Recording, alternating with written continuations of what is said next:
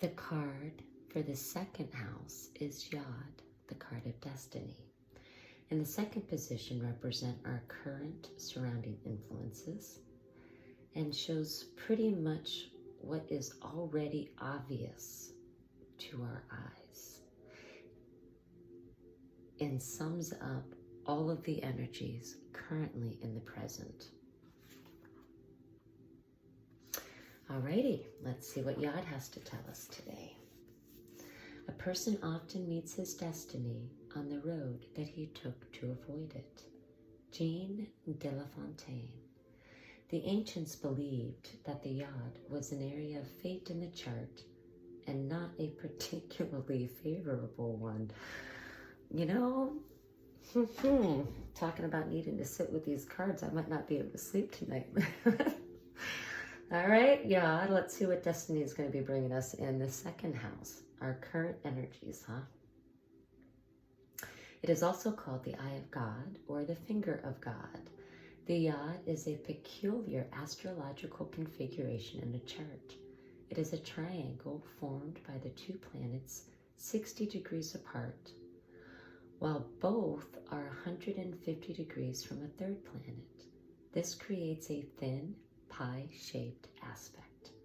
The Yod configuration is linked to the Hebrew alphabet, Yod, and it is the 10th letter of the Hebrew alphabet, which has mystical implications signifying the omnipresence of God and often denoting humility because the energy is locked in that triangular configuration, causing matters to be fated and often difficult, but not without their rewards.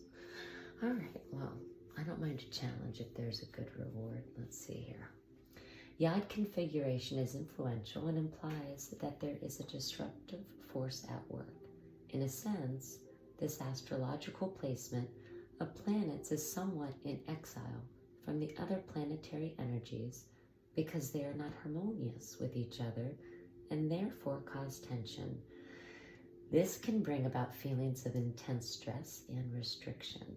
There can also be a sense of being different, feeling alone, feeling out of step with others at times.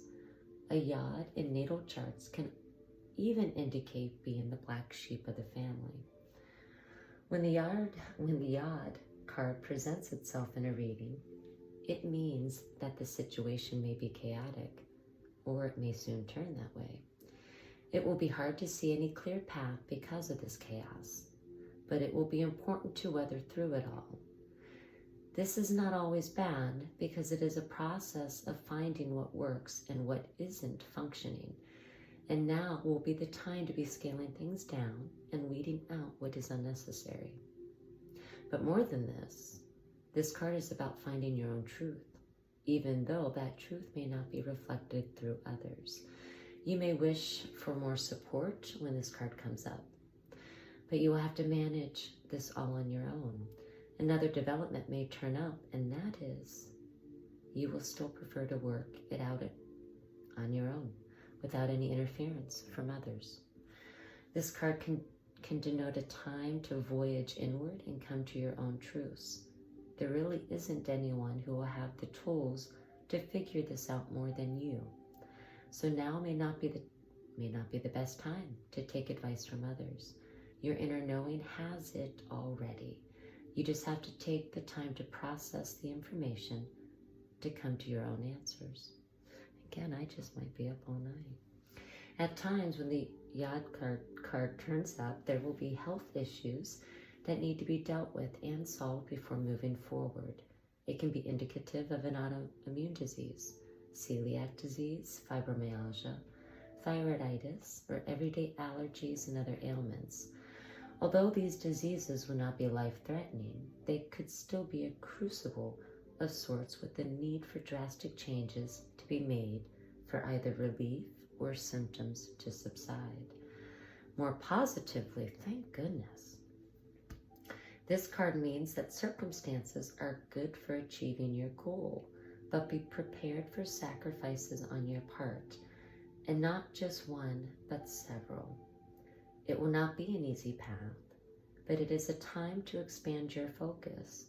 You have a desire for greater awareness, which will come through dedication, but patience and adaptability will be necessary in making this situation work to fulfill your greater purpose, the one you were born for.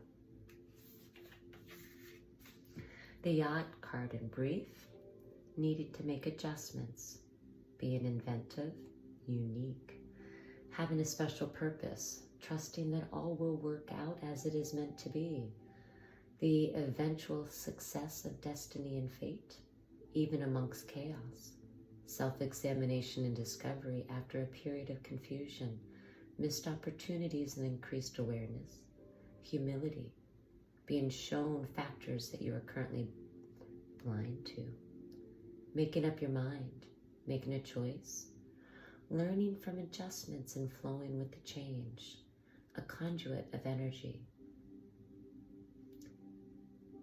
Wow, profound blocks, stop and start motions. It is best not to force any issues at this time, as there is fate involved.